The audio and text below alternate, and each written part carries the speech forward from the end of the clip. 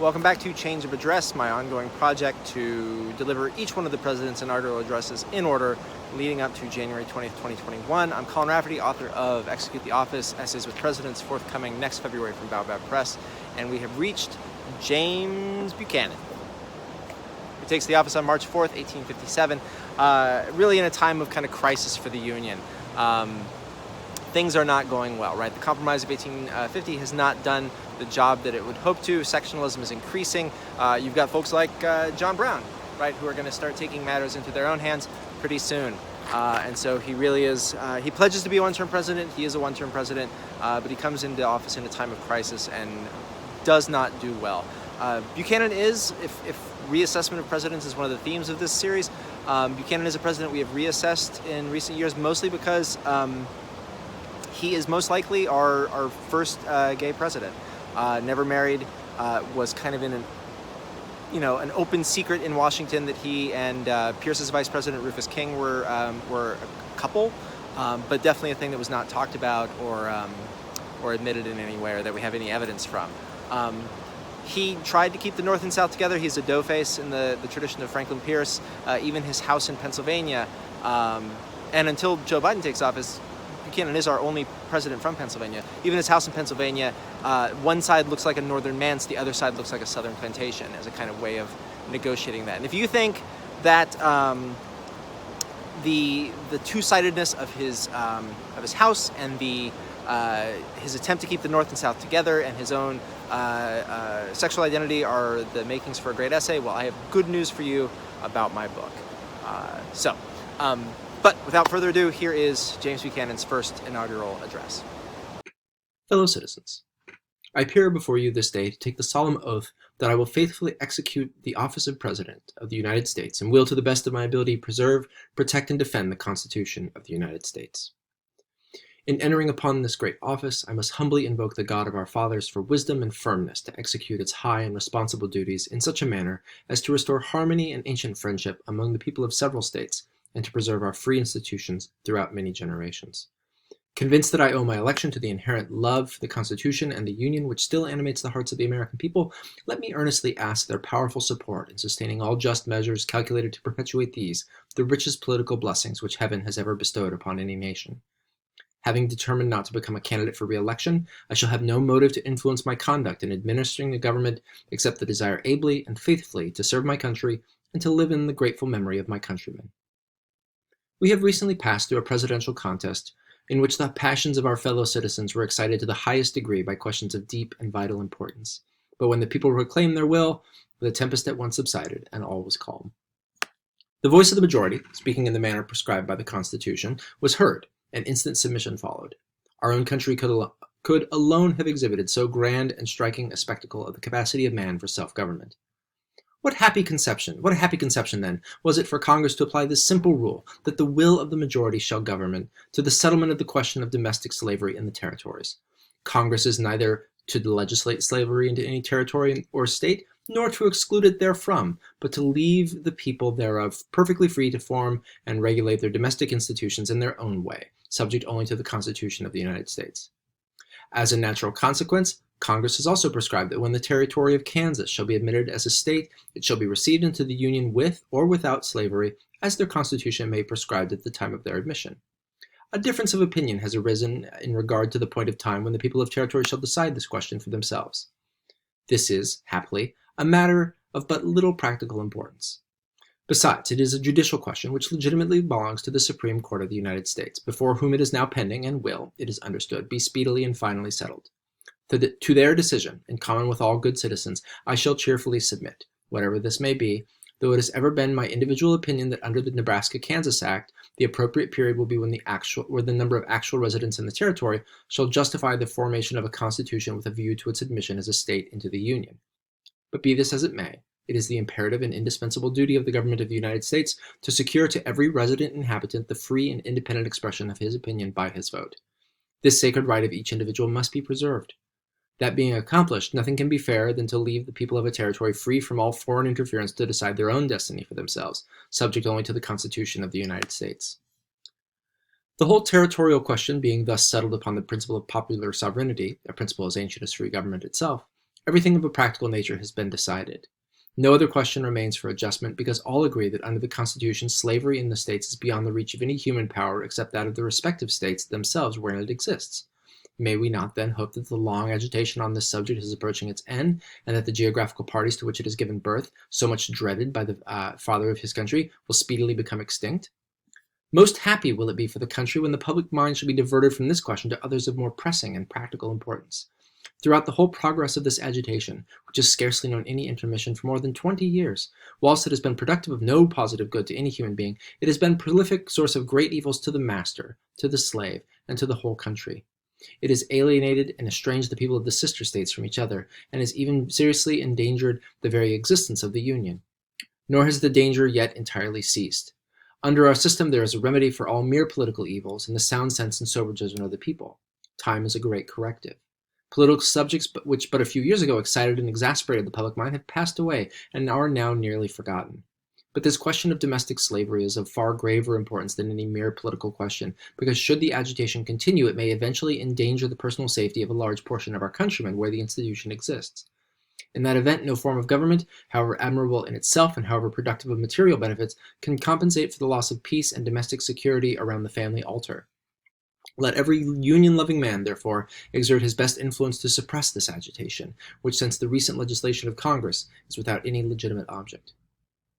It is an evil omen of these times that men have undertaken to calculate the mere material value of the Union.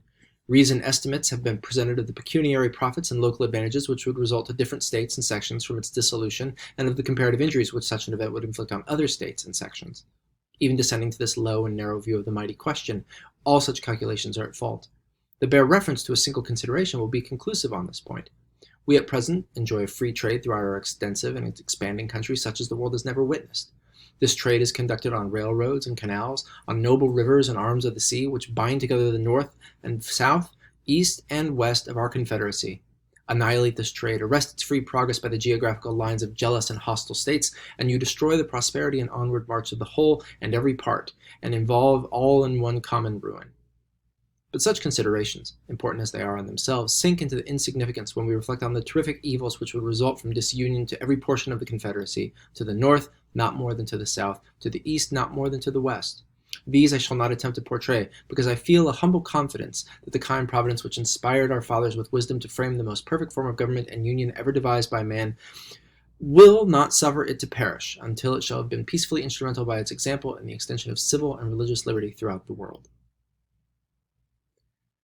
Wow, he's just wrong about so many things. Next in importance to the maintenance of the Constitution and the Union is the duty of preserving the government free from the taint or even the suspicion of corruption.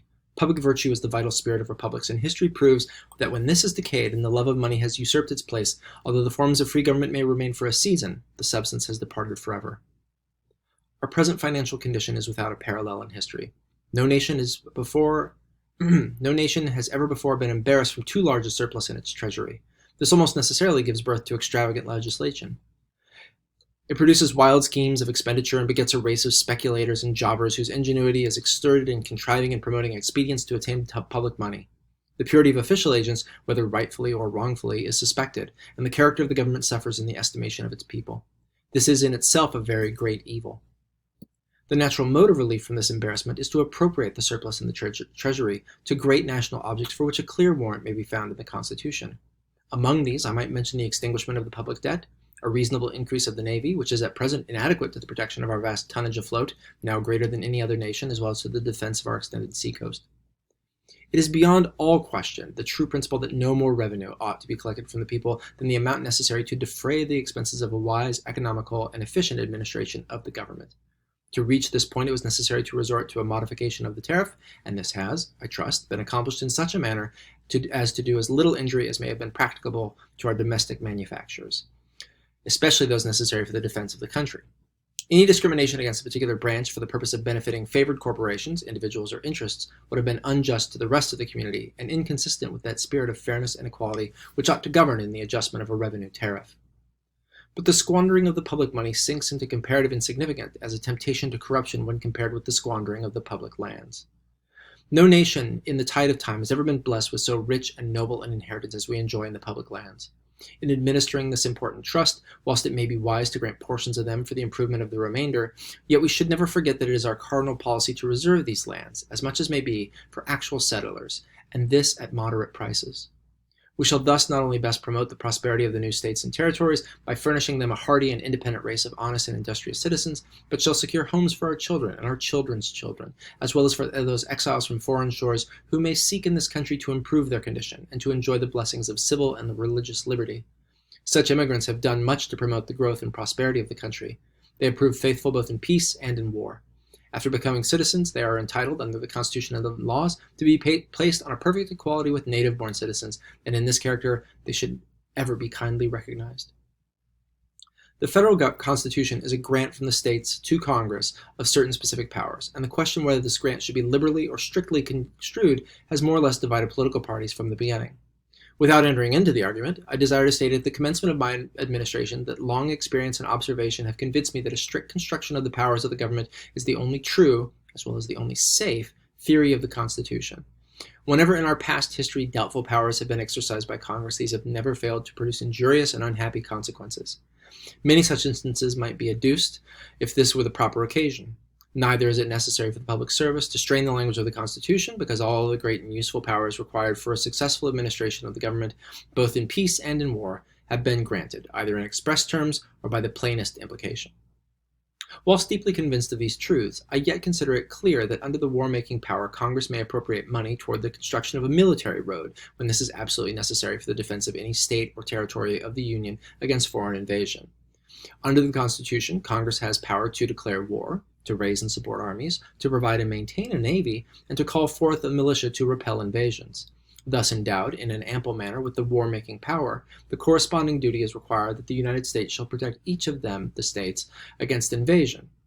Now, how is it possible to afford this protection to California and our Pacific possessions, except by means of a military road through the territories of the United States, over which men and munitions of war may be speedily transported from the Atlantic states to meet and repel the invader? In the event of a war with a naval power much stronger than our own, we should then have no other available access to the Pacific coast, because such a power would instantly close the route across the Isthmus of Central America. It is impossible to conceive that whilst the Constitution has expressly required Congress to defend all the states, it should yet deny to them, by any fair construction, the only possible means by which one of these states can be defended. Besides, the government, ever since its origin, has been in the constant practice of constructing military roads. It might also be wise to consider whether the love for the Union, which now animates our fellow citizens on the Pacific coast, may not be impaired by our neglect or refusal to provide for them, in their remote and isolated condition, the only means by which the power of the states on this side of the Rocky Mountains can reach them in sufficient time to protect them against invasion.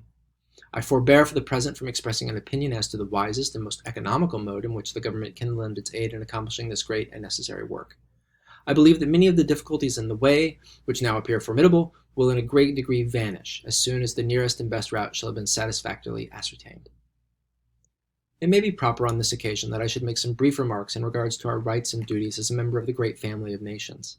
In our intercourse with them there are some plain principles, approved by our own experience, from which we should never depart. We ought to cultivate peace, commerce, and friendship with all nations, and this not merely as the best means of promoting our own material interests, but in a spirit of Christian benevolence toward our fellow men, wherever their lot may be cast. Our diplomacy should be direct and frank, neither seeking to obtain more nor accepting less than is our due. We ought to cherish a sacred regard for the independence of all nations, and never attempt to interfere in the domestic concerns of any unless this shall be imperatively required by the great law of self-preservation. To avoid entangling alliances, which has been a maxim of our policy ever since the days of Washington, and its wisdoms no one will attempt to dispute. In short, we ought to do justice in a kindly spirit to all nations, and acquire justice from them in return. It is our glory that whilst other nations have extended their dominions by the sword, we have never acquired any territory except by a fair purchase, or, as in the case of Texas, by the voluntary determination of a brave, kindred, and independent people to blend their destinies with our own. Even our acquisitions from Mexico form no exception. Unwilling to take advantage of the fortune of war against the sister republic, we purchased these possessions under the Treaty of Peace for a sum which was considered at the time a fair equivalent. Our past history forbids that we shall in the future acquire territory unless this be sanctioned by the laws of justice and honor. Acting on this principle, no nation will have a right to interfere or to complain if in the progress of events we shall still further extend our possessions. Hitherto, in all our acquisitions, the people, under the protection of the American flag, have enjoyed civil and religious liberty, as well as equal and just laws, and have been contented, prosperous, and happy. Their trade with the rest of the world has rapidly increased, and thus every commercial nation has shared largely in their successful progress. I shall now proceed to take the oath prescribed by the Constitution, whilst humbly invoking the blessings of divine providence on this great people. James Buchanan's inaugural address, delivered March 4th, 1857.